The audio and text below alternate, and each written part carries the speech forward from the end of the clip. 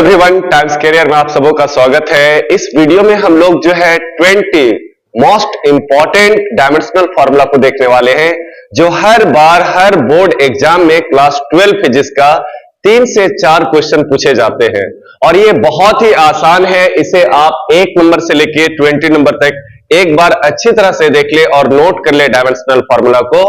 आपका जो है यहां से 4 नंबर से लेके 5 नंबर तक एकदम फिक्स है एग्जाम में, ठीक है। पहला अगर हम बात करें तो पहला हमारा क्या है, आवेश है। आवेश को इंग्लिश में चार्ज कहते हैं और चार्ज का डायमेंशनल फार्मूला होता है AT होता है। ए की जगह कभी कभी आई का भी प्रयोग किया जाता है, तो इसे IT भी हम लोग लिख सकते हैं, लेकिन ज्यादातर AT ही पूछा जाता है। दूसरा है विद्युत क्षेत्र, इसे इंग्लिश में इलेक्ट्रिक फील्ड कहा जाता है और इलेक्ट्रिक फील्ड का डायमेंशनल फार्मूला होता है MLT पर पावर -3 और A पर पावर क्या होता है -1 होता है। वहीं अगर हम अगला बात करें विद्युत विभव, विद्युत विभव को इंग्लिश में कहा जाता है इलेक्ट्रिक पोटेंशियल और इलेक्ट्रिक पोटेंशियल का डायमेंशनल फार्मूला होता है ML² T पर पावर -3 A पर पावर -1, यानी जहां पावर L पर पावर 1 था, यहां पर क्या हो गया 2 हो गया। चौथा नंबर है विभवांतर, जिसे इंग्लिश में पोटेंशियल डिफरेंस कहा जाता है और इसका जो डायमेंशनल फार्मूला होता है वो विद्युत विभव के बराबर होता है। इसका हो जाएगा ML², यहां पर हम लोग लिखेंगे ML² T पर पावर -3 और A पर पावर क्या होता है -1 होता है, सेम डायमेंशनल फार्मूला है। अगला है धारा घनत्व। धारा घनत्व का डायमेंशनल फार्मूला होता है AL पर पावर -2 होता है या IL पर पावर -2 होता है, इसे करंट डेंसिटी कहते हैं। अगला नंबर 6 है कि विद्युत फ्लक्स, तो विद्युत फ्लक्स का डायमेंशनल फार्मूला होता है ML³ T पर पावर -3 और A पर पावर -1 होता है। काफी इंपॉर्टेंट है, जो बार बार पूछे जाते हैं। अगला है 7 नंबर विद्युत आघूर्ण या विद्युत द्विध्रुव आघूर्ण, ठीक है। इसका होता है डायमेंशनल फार्मूला ATL होता है। क्या होता है ATL।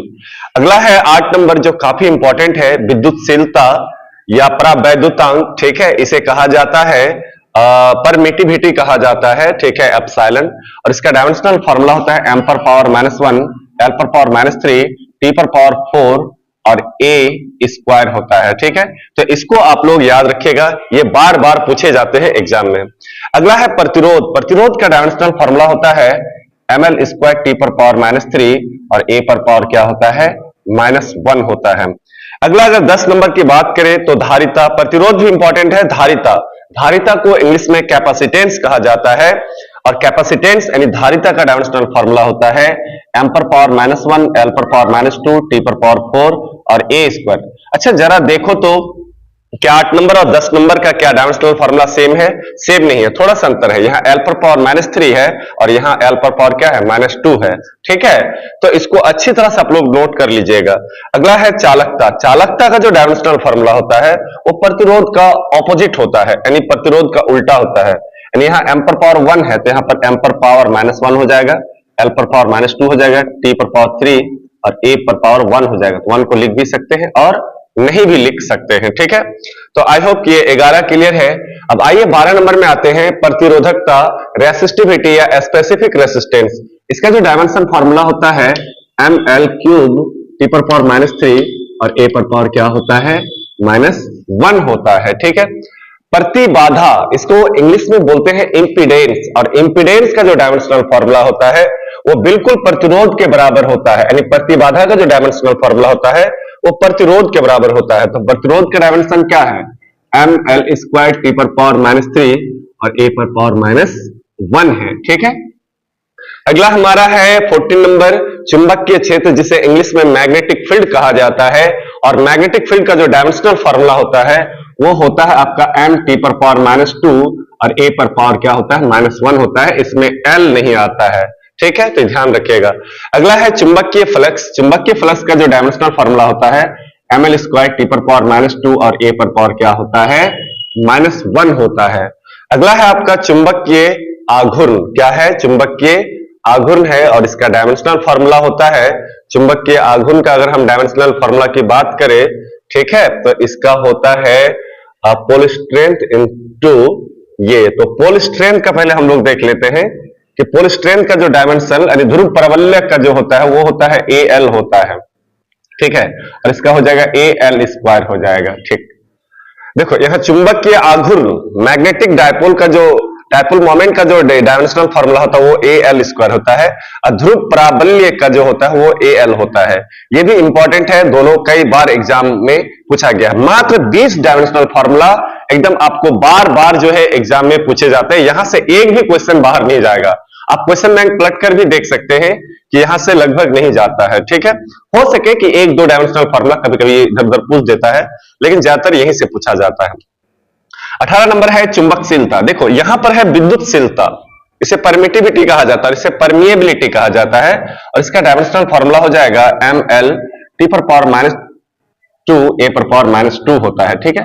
तो ध्यान रखिएगा ml T⁻²2 A⁻²2 होता है, और प्रेरकत्व को इंडक्टेंस कहा जाता है और इसका डायमेंशनल फॉर्मूला होता है ml² T⁻²2 और A⁻²2 होता है, ठीक है।